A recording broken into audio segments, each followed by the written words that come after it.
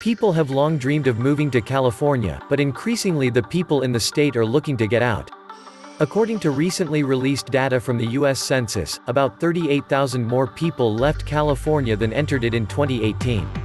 This is the second straight year that migration to the state was negative, and it's a trend that is speeding up. Every year since 2014, net migration has fallen. California's income tax revenue, about 70%, comes from the tax returns of about 150,000 multi-millionaires and billionaires, most of them in the entertainment and IT industries. If that's correct, then the state's government simply doesn't have to care about what the middle and working class think, and whether or not they leave the country, as long as they can keep those 150,000 elites on the side. So if California continues along this road, in a generation's time, we will have a state consisting of tech billionaires and illegal immigrants making less than the minimum wage, and almost no one in between. As far as I can see, the people in power have no desire or incentive to prevent this from happening. As the middle class, excepting those who work for the government and other public sector institutions, tend to be conservative, then from the Democrats' perspective, the more of them that leave the state, the better. Californians are also leaving in droves because of fires, taxes, and regulations. The demographics are illuminating. The middle and upper classes are fleeing, taking their capital and skills with them. The incoming are poor and unskilled. You can see where this trend will eventually lead. Welcome to the Atlantis Report. California, the fifth largest economy in the world, has long been a magnet for many reasons: exploding economy, incredible beauty, air and weather, fantastic wildlife, countless places to visit, and things to do, friendly people, etc. In its heyday, before the 90s, there was not a more beautiful or perfect place on earth to grow up. However, today, California suffers from a myriad of enormous problems which seem to be getting worse every year, thus causing many people to move on to greener pastures. First and foremost, California suffers from a tremendous housing shortage and astronomical housing prices. Rentals start at about $4,000 for a 1 or 2 bedroom, and depending on where you live, and you will probably pay even more for a studio. To top that off, the Chinese are coming over in droves, and they outbid everyone, pay top dollar, no haggling. Not many people can compete with the unlimited cash the Chinese are willing to pay. The second issue is taxes. California residents pay more in overall taxes than just about any other state in the nation. That includes income tax. Third, the U.S., generally speaking, is a nanny state. Well, you can multiply that times 10 in California. It's exhausting. Fourth, traffic. There is no public transportation in California. No, I don't include BART as public transport. Only people who have never experienced real public transport will say that, and traffic is horrendous. 15 years ago, it used to be that you could travel at certain times during the day or night and be assured of standard traffic patterns. Today that is no longer the issue. Traffic is bumper to bumper nearly all the time. You have to travel between maybe midnight and 3 a.m. to drive unimpeded in places such as the Bay Area, San Francisco, Los Angeles, etc. People who live on the outskirts of the Bay Area where housing is more affordable get up at 3 to 4 a.m. to face traffic and get to work by 8. That's not a life. At least not one worth living. Fifth, the cost of living. Going out for dinner for 2 people without alcohol or starters will cost you about $100.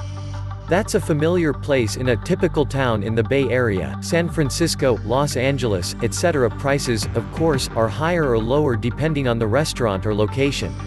Sixth, yes, California has a lot of great places to go and things to do, but you will A. pay out the nose to do them.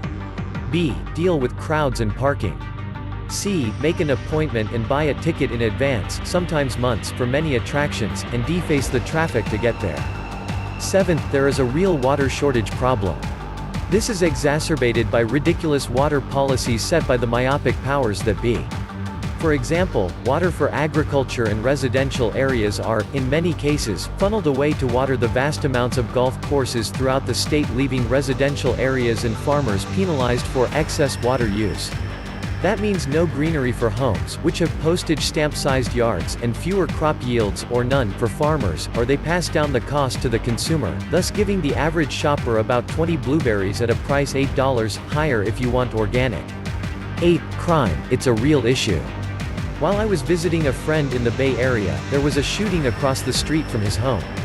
A week later, after talking to one of the reporters covering the issue, I found out that the house was being used as a bordello and a stopover for sex trafficking. This was in an affluent residential area, not the projects. She stated that it had become an epidemic throughout the state. I also got my car broken into while out to dinner in Palo Alto. Bastards took my favorite sneakers. 9th, an exploding illegal immigration problem. The growing numbers of immigrants to California have put massive pressure on its already overburdened resources, and the outrageous taxes people pay are reflective of that. 10th, wildfires and earthquakes are a real concern. Not only to life and property but dealing with the everyday stress of these disasters makes for people who have constant jitters. Have you ever shaken a table with your knee for fun when you're sitting down with some Californians? Or asked someone if they smell smoke? They're all on constant semi-high alert. Especially the ones who lived through the serious quakes, wildfires in Los Angeles and the Bay Area, San Francisco. It's exhausting to be in that mental state all the time. The wildfires seem to come out of nowhere and move at lightning speed. Try sleeping when you know fire could be surrounding your house while you sleep. I know many people who left the Bay Area after the '89 quake. With months of aftershocks and delicate nerves, they just picked up and left. Same with the wildfires in Southern California. Only not worth it to a lot of folks. The population's still growing steadily due to immigration and the national birth rate. We may have just hit 40 million. Lack of population size isn't exactly a problem. And domestic migration to California is still massive. Domestic out-migration has been happening for decades. This story's not new. The reasons behind this are where things get quite interesting. Number 1, 25 years ago, out-migration was mostly happening as a result of the cultural wars that California was fighting internally.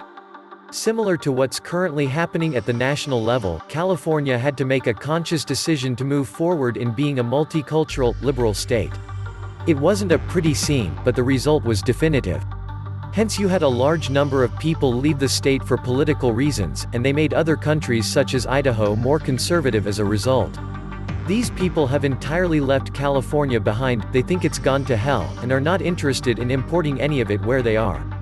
Keep in mind that many of these people were only one generation removed from having migrated from the South, and California wasn't really a tribal home, to begin with. Number 2, immigrants today are moving more for economic reasons, as the state's just damn expensive and competitive. This group mostly moves to settle down. They spent formative years in California, and generally speaking, believe in and still love the state. They're bringing contemporary California with them where they move to. Look at the recent election results in Nevada, Colorado, and Arizona. Californians are mostly moving to other cheaper western states, like Texas, Arizona, Nevada, Oregon, Washington. According to an analysis from the Sacramento Bee. As housing in California continues to skyrocket in expense, it increasingly makes sense to leave. According to the real estate company Zillow, the average house in California has risen from about $300,000 in 2012 to about $550,000 in 2019. Those numbers have scared many families out of the state. Where are people coming from California? Mostly colder places, but also places with more diversity like Hawaii and Florida.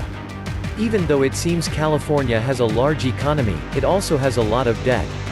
Some Californians, for some reason, seem to think increasing taxes will help the debt problem, but it just doesn't work that way. Illegal immigration also burdens the economy and exacerbates the debt in the long run.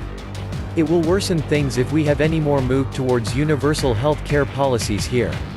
Whenever examining places that nationalize industries, like Venezuela did, it only seems to worsen debt problems. California residents are taxed to death.